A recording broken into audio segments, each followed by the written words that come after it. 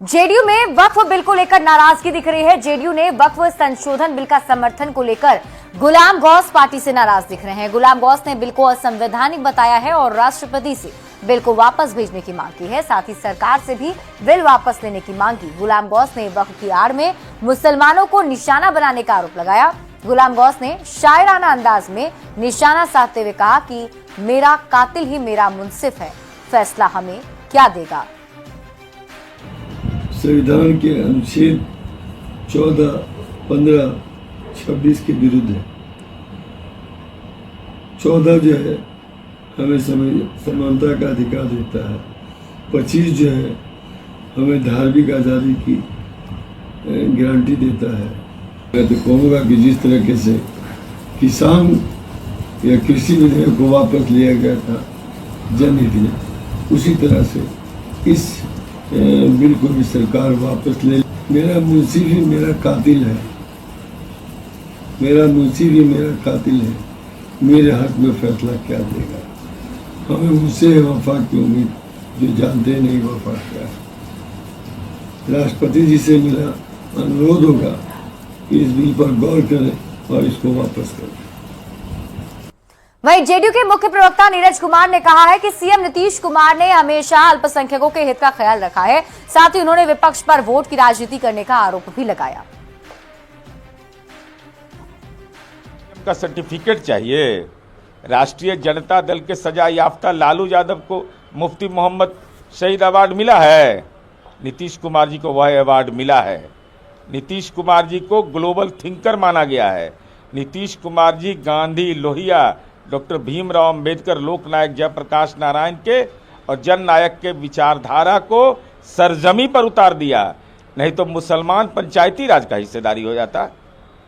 कोई पसमंदा मुसलमानों के बारे में विचार करता था, परित्यक्ता नारी के बारे में कोई विचार करता था, कब्रिस्तान की घेराबंदी का विचार करता था।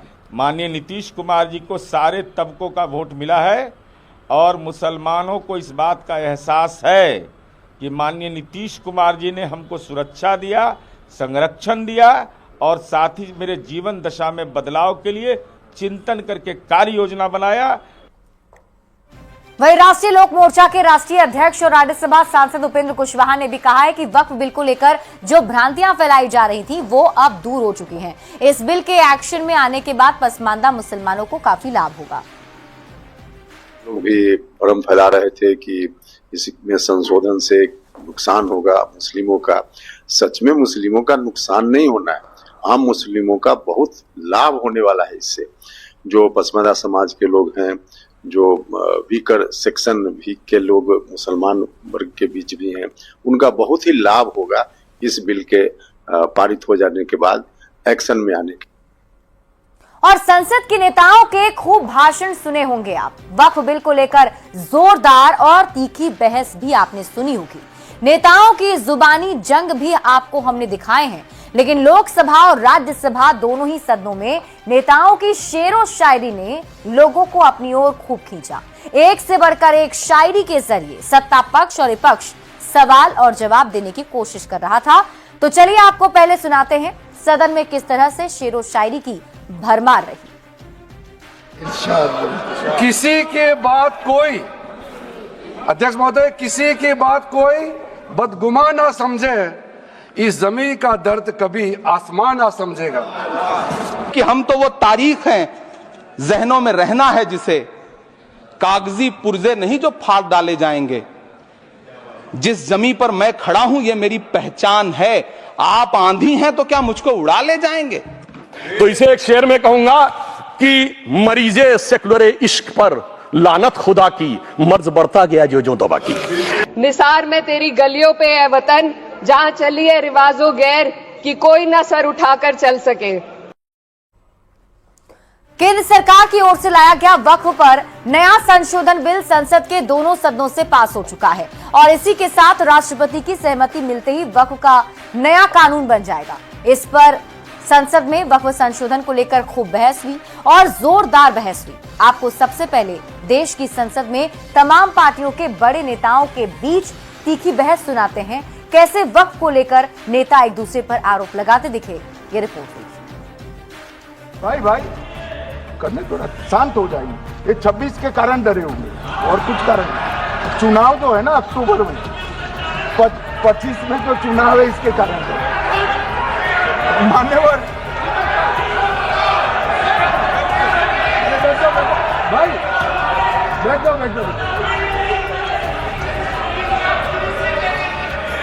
मान्यवर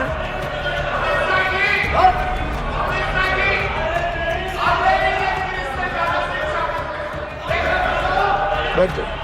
बंगाल में आकर कहूंगा ये राजनीतिक हिसाब किताब का अखाड़ा नहीं है, छाती पर ठोक कर कहूंगा ज्यादा सीधा है।